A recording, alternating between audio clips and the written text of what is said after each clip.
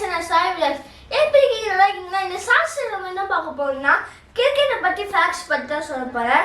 ஆக்சுவலாக இது வரைக்கும் ஒலிம்பிக்ஸில் கிரிக்கெட் நடந்ததுன்னு நம்ம நினச்சிருக்கோம். ஆனால் ஒரே ஒரு வாட்டி நடந்திருக்கு. அது என்னன்னா 1909 பாரிஸ் ஒலிம்பிக்ஸில் நடந்திருக்கு.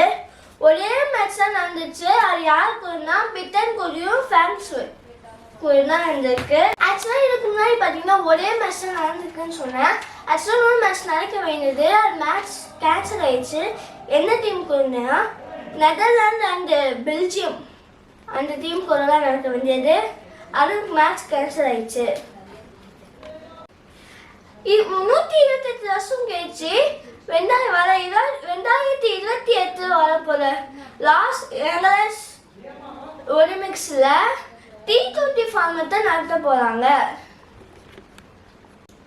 இனிமேல் எல்லா வெனஸ்டே இதே மாதிரி ஒரு ஃபேக்ட்ஸ் வரும்.